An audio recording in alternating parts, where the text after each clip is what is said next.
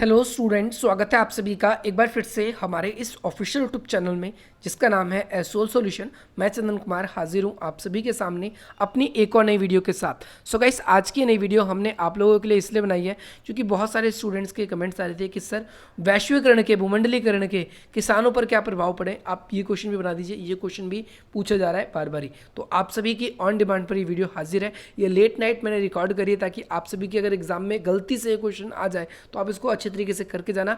आसान क्वेश्चन है, जल्द से जल्द मैं आप लोगों को खत्म करने की कोशिश करूंगा इस क्वेश्चन को। ये वीडियो उन सभी स्टूडेंट्स के लिए इंपॉर्टेंट है जो मास्टर ऑफ पॉलिटिकल साइंस के स्टूडेंट्स हैं और वो MPS 003 के क्वेश्चन को कर रहे हैं। इसके अलावा वे सभी स्टूडेंट्स जो कि वैश्वीकरण का या भूमंडलीकरण का किसानों के ऊपर क्या प्रभाव पड़ा है इसको पढ़ना चाहते हैं तो आज की नई वीडियो उन सभी के लिए भी इंपॉर्टेंट रहने वाली है। ये नोट्स थोड़ा सा क्लियर ज़्यादा इसलिए नहीं है क्योंकि ये मैंने अपने कॉलेज टाइम पे जब आप लोगों के लिए बनाए थे और आप लोगों की इतनी ज़्यादा आज ही डिमांड आने लगी कि मैं इसको अच्छे तरीके से फेयर करके आप सभी के सामने प्रस्तुत नहीं कर पाया। और आपका कल ही एग्जाम है तो आप लोग इसको अच्छे तरीके से लिख सको, इसलिए मैंने एक्सप्लेन करने के लिए वैसे ही ज़्यादा भी गंदा नहीं लिखा, लेकिन आप लोगों को समझ में आ जाएगा। एक एक चीज़ मैं आप लोगों को अच्छी तरीके से समझा दूंगा। तो भूमंडलीकरण अगर आप देखेंगे तो ये दो शब्दों से मिलकर बना है, जिसका शाब्दिक अर्थ अगर हम बात करें तो पहला भू है जिसका मतलब होता है भूमि, और मंडलीकरण है जिसका अर्थ होता है समाहित करना यानी एक साथ मिलना। इसी तरीके से इंग्लिश में हम इसे ग्लोबलाइजेशन कहते हैं। ग्लोब मतलब होता है कि पृथ्वी, और लाइजेशन का मतलब होता है इसका समाहित होना, यानी पृथ्वी के सभी देश अपनी सीमाओं को भुलाकर आर्थिक, राजनीतिक, सांस्कृतिक और सामाजिक रूप से जब सहयोग करने के लिए अपनी सीमाओं को पार करके, अपनी सीमाओं को भुलाकर एक छत के नीचे या एक दूसरे देश के साथ सहयोग करने के लिए आगे आते हैं तो वही वैश्वीकरण कहलाता है। आप सभी को ये याद रखना है। इसमें प्रत्येक देश क्या करता है, व्यक्ति, वस्तु, पूंजी, ज्ञान और मानवीय संसाधनों का स्वतंत्र रूप से आदान प्रदान करता है। और अगर हम बात करें वैश्वीकरण, कोई आज की प्रक्रिया नहीं है, ये काफ़ी लंबे समय से चली आ रही है, काफ़ी लंबे समय से। इसके अलावा अगर हम बात करें हाल ही के वर्षों में, वैश्वीकरण एक ऐसी प्रक्रिया है जिसने हमारे पूरे के पूरे लाइफस्टाइल को बदल दिया है, हमारी हर एक प्रक्रिया को बदल दिया है, हमारी हर एक चीज़ को बदल दिया है। और वैश्वीकरण का इस पर क्या क्या प्रभाव पड़ा है, यहाँ पर हम बात करें तो वैश्वीकरण का हम सिर्फ और सिर्फ किस पे बात करेंगे, वैश्वीकरण के किसानों के प्रभाव के ऊपर बात करेंगे। ठीक है, तो आप लोगों को सिर्फ किसानों के ऊपर की बात करनी है। यहाँ पर ऐसे मैंने आप लोगों के लिए कुछ महिला वगैरह भी लिख रखा था, तो महिला वगैरह के बारे में आपके एग्जाम में नहीं आएगा। इस जगह पर आपसे किसानों के बारे में पूछा जाता है। अगर आएगा भी क्वेश्चन तो आप लोग किसानों के ऊपर क्या प्रभाव पड़ा है, तो वैश्वीकरण का सबसे नकारात्मक प्रभाव किसानों पर पड़ा है। किसानों अगर हम बात करें तो बड़ी संख्या में किसानों ने आत्महत्या की घटनाएं हमारे सामने आ रही है। बहुत सारे किसान ऐसे हैं जो कि वैश्वीकरण को इसका जिम्मेदार मानते हैं। क्यों? क्योंकि वैश्वीकरण क्या कर रहे हैं, आज बैंकों से, अलग अलग साहूकारों से बड़ी बड़ी मशीनें खरीद रहे हैं, ज़्यादातर पैसे लोन लेते हैं और उससे क्या करते हैं, अपनी खेती बाड़ी पे लगाते हैं, परंतु उत्पादन अच्छा नहीं होता तो ऐसे समय में किसान अपनी आत्महत्या कर लेता है। तो सबसे फर्स्ट पॉइंट ये आपको याद रखना है। दूसरी चीज़, किसान जो है भारी कर्जों के बोझ पे दबती जा रही है।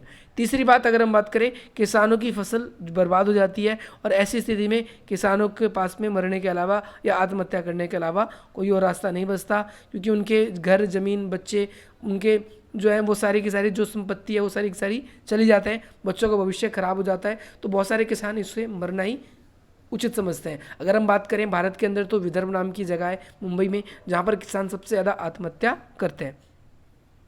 जब किसानों को इस स्थिति का पता लगाने की कोशिश करती है तो इसका जुड़ाव कहीं हद तक वैश्वीकरण या उदारीकरण की नीति से हमें दिखाई देता है। हालांकि देश में कई बार वैश्वीकरण ने अच्छे काम भी किए हैं। तो अगर हम बात करें, किसानों के पास में पहले सिंचाई के लिए राहट या फिर हैंडपंप या फिर पुराने इस तरीकों का इस्तेमाल करती थी, परंतु आज मोटर या फिर जो भी अलग अलग आप लोगों की बिजली के ये सब चीज़ें विकसित हो गई है। इसके अलावा खेतों के अंदर बहुत सारे हम खाद, पेस्टिसाइड्स, इन सब चीज़ों को यूज़ करते हैं, जिससे किसानों के उत्पादन में वृद्धि हुई है।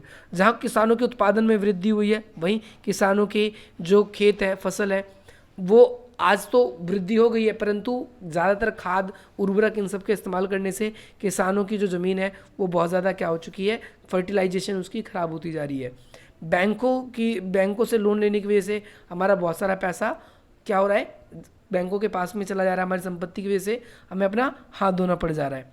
बहुत सारे किसान ऐसे हैं जो कि सूद समेत बहुत सारे किसानों से बैंक जो है वो उनसे उनका कर्ज, जो भी लोन लेते हैं उनसे वो वसूल लेते हैं। कर्ज ना ही उनकी किसी ज़मीन पर, देखो पहले के टाइम पे क्या होता था, हम ज़मींदारों से अपना लोन लेते थे, परंतु ज़मींदार कई बार हमारी समस्या को समझ लेता था, परंतु बैंक एक भी दिन फालतू हो जाता तो वो किसी समस्या को नहीं समझता। रूल इज़ रूल, वो कई बार हमारे क्या करते हैं, संपत्ति वगैरह पर भी कब्जा कर लेते हैं।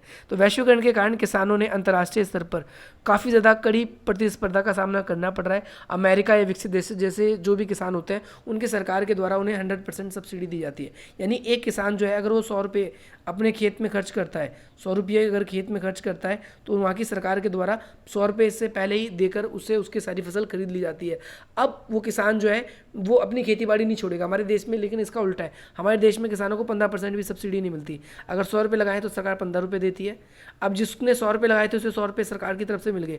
अब वो फसल जब बाजार में बेचेगा अंतर्राष्ट्रीय बाजार में तो वो 15 रुपये का भी बेच देगा तो भी उसे लाभ होगा, क्योंकि उसे लाभ हो रहा है। लेकिन हमारा किसान ने 100 रुपये लगाए और उसे 15% की सिर्फ क्या मिली है, सब्सिडी मिली है। तो भैया अभी भी उसको 85 रुपीज़ जो है उसका लॉस हो रहा है। तो वो पहले पैसे कमाने की कोशिश करेगा। इस वजह से हमारे देश के किसान जो है वो अंतर्राष्ट्रीय बाजार में पिछड़ते जा रहे हैं और हमारे देश का जो उत्पादन है वो घटता जा रहा है। बहुत सारे लोग ऐसे हैं जो कृषि कार्य को धीरे धीरे छोड़ते जा रहे हैं।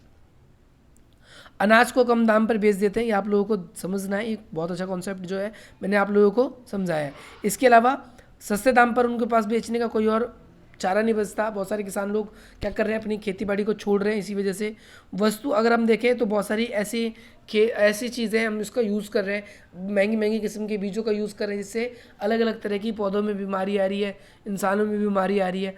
ये सब भी आप लोगों को देखना है। दुनिया भर के जो अमीर देश हैं आज सैकड़ों डॉलर खर्च करके वो गरीबों का इसी तरीके से वो शोषण कर रहे हैं। तो वैश्वीकरण के युग में आपने देखा किसानों के ऊपर बहुत ज़्यादा इसका बुरा इम्पैक्ट पड़ रहा है, लेकिन किसानों को कहीं ना कहीं तकनीकें मिल रही है, किसी करने में आसानी हो रही है, वो अंतर्राष्ट्रीय बाजार तक पहुंच पा रहे हैं। ये भी इसकी बहुत सारी सकारात्मक पहलू है।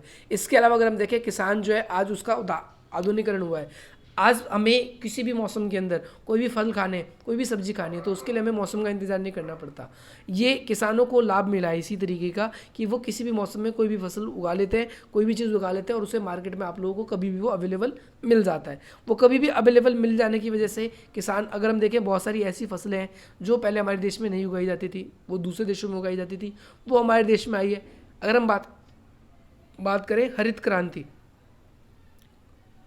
क्रांति को भी कहीं ना कहीं इसने बढ़ावा दिया है। इसके अलावा अगर आप लोग ने देखा कि यही आप लोगों के लिए वीडियो है, अगर आप लोगों को इस वीडियो से वैल्यू मिली हो तो आप इस वीडियो को लाइक करें। अगर आप लोग हमसे कनेक्ट नहीं हुए तो आप हमसे इस तरीके से कनेक्ट हो सकते हैं। इसके अलावा अगर आप लोगों की कोई भी क्वेरी आप इस तरीके से शेयर कर सकते हैं हमें। अगर आप लोगों ने हमारे टेलीग्राम ग्रुप को ज्वाइन नहीं किया है तो आप टेलीग्राम ग्रुप्स को भी ज्वाइन कर सकते हैं, जिसका लिंक डिस्क्रिप्शन बॉक्स में। इसके अलावा आप हमें इंस्टाग्राम पर भी फॉलो करके हमें अपनी क्वेरी को भेज सकते हैं, जिसका लिंक डिस्क्रिप्शन बॉक्स में। इसके अलावा अगर आप लोगों को ये वीडियो पसंद आए तो आप इस वीडियो को लाइक करें, अधिक से अधिक मित्रों तक शेयर करें और हमारे इस चैनल को सब्सक्राइब करें, ताकि अगली वीडियो जैसे ही आप लोगों के लिए आए उसका नोटिफिकेशन सबसे पहले आप ही को मिल जाए। चलिए मिलते हैं हम आपसे अपनी अगली वीडियो में। जय हिंद, जय भारत।